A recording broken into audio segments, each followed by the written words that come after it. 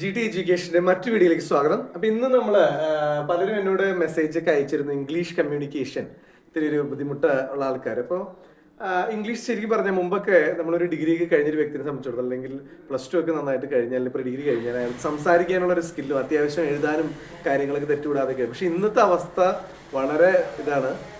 Degree കഴിഞ്ഞവരായാലും plus two കഴിഞ്ഞവരായാലും എന്തെങ്കിലുമൊക്കെ എഴുതുന്നു, പക്ഷെ അതിലേക്ക് തെറ്റുകൾ വരുന്നു. അതുപോലെ ചിലവർക്ക് സംസാരിക്കാനും ഒക്കെ ബുദ്ധിമുട്ടുകളുണ്ട് ചിലവർക്ക്.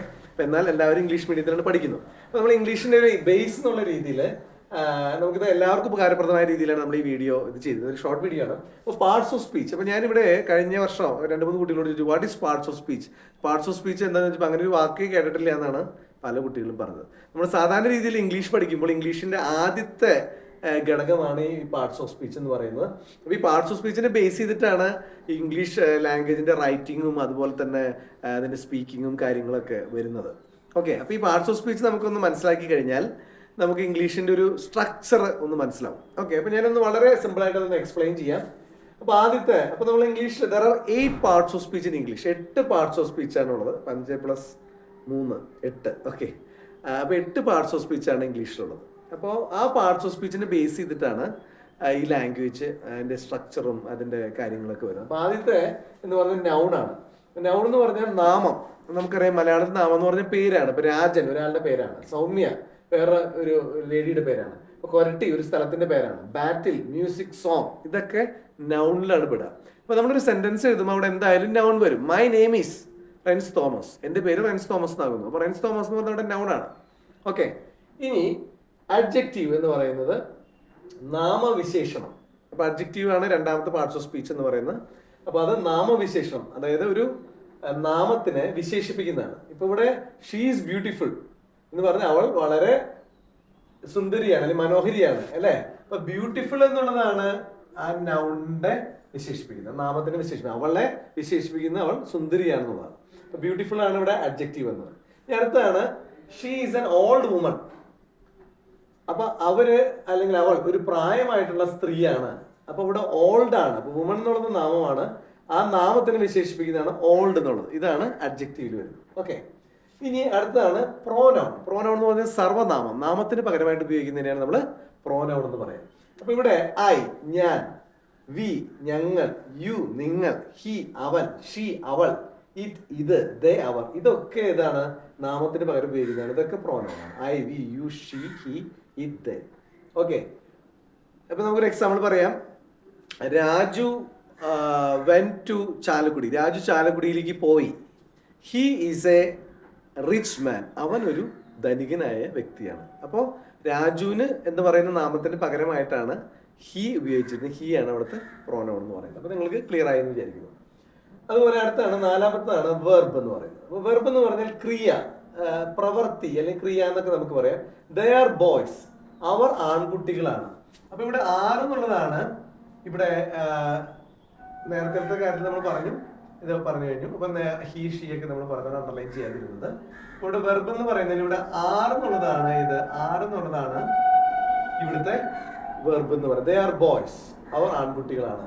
He sings well. അവൻ നന്നായിട്ട് പാട്ട് പാടുന്നു. അപ്പൊ സിങ്സ് ആണ് ഇവിടുത്തെ വെർബ്. അപ്പൊ ക്രിയ അല്ലെങ്കിൽ വെർബ് എന്ന് പറഞ്ഞ ഒരു പ്രവൃത്തി അല്ലെങ്കിൽ ഇത് ക്രിയ എന്നുള്ള രീതിയിൽ നമുക്ക് പറയാം വെർബിന്. അപ്പൊ വെർബിന് മറ്റു എക്സാമ്പിൾ ആണ് നമുക്ക് ഈസ്. ഈസ് ഒരു am. He is an engineer. അവനൊരു എഞ്ചിനീയർ ആകുന്നു. അവിടെ ഈസ് അവിടെ വെർബിൽ വരും. I am a doctor. Am അവിടെ വെർബിൽ വരും. ഈസ്, ആം, ആർ, ഇതൊക്കെയാണ് പ്രസന്റ് ടെൻസിലുള്ള വെർബ്. പാസ്റ്റ് ടെൻസിൽ വരുമ്പോൾ വാസ്, വർ വരും. ഇനി ആഡ്വർബ്, ക്രിയാവിശേഷണം എന്ന് പറഞ്ഞാൽ ക്രിയയെ അല്ലെങ്കിൽ പ്രവൃത്തിയെ വിശേഷിപ്പിക്കുന്നതാണ് നമ്മൾ ആഡ്വർബ് എന്ന് പറയുക. അപ്പൊ അത് ഹി വാക്സ് ഫാസ്റ്റ്. അവൻ എങ്ങനെ നടക്കുന്നു? അവൻ വളരെ വേഗത്തിൽ നടക്കുന്നു. അപ്പൊ ഫാസ്റ്റ് എന്നുള്ളത് എന്താണ്? ആഡ്വർബാണ്. She is very beautiful.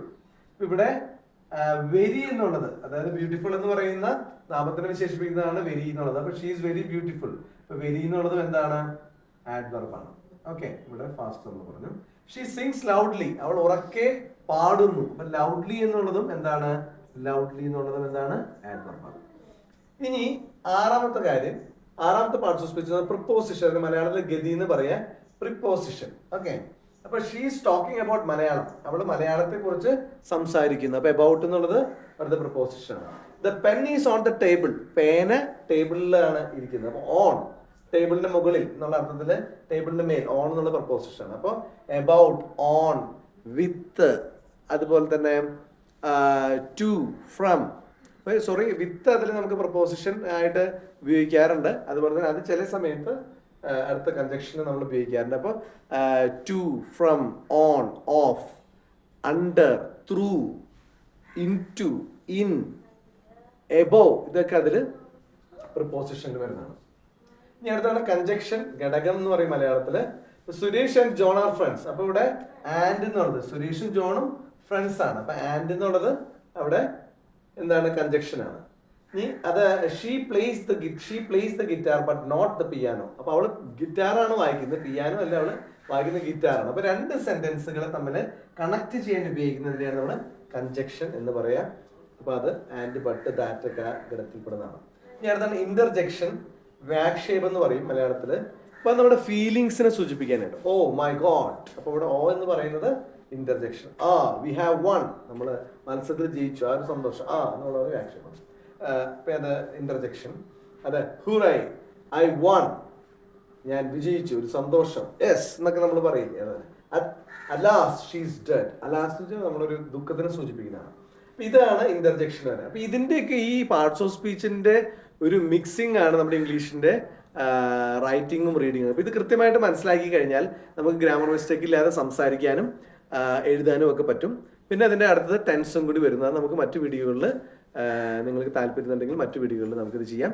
അപ്പൊ ഇതൊന്ന് കൃത്യമായിട്ട് മനസ്സിലാക്കി. ഇനി ആര് ചോദിച്ചാലും പാർട്സ് ഓഫ് സ്പീച്ച് എന്ന് ചോദിച്ചാൽ നമ്മൾ അറിഞ്ഞിരിക്കണം. ഡിഗ്രിക്കാരോട് വരെ ചോദിച്ചപ്പോൾ എനിക്ക് കിട്ടിയ ആൻസർ വളരെ എന്താ പറയുക, ദുഃഖകരമായ ആൻസർ. അവർ കേട്ടിട്ടില്ല എന്നാണ് ചിലവർ പറഞ്ഞത്. അതും ലിറ്ററേച്ചർ പഠിച്ച ആൾക്കാർ തന്നെ ചിലവർ അങ്ങനെ പറഞ്ഞപ്പോൾ എനിക്ക് വലിയ വിഷമമായി. അപ്പോൾ ആ ഒരു കാര്യം കൊണ്ടാണ് നമ്മൾ ഇങ്ങനെ ഒരു വീഡിയോ വിടുന്നത്.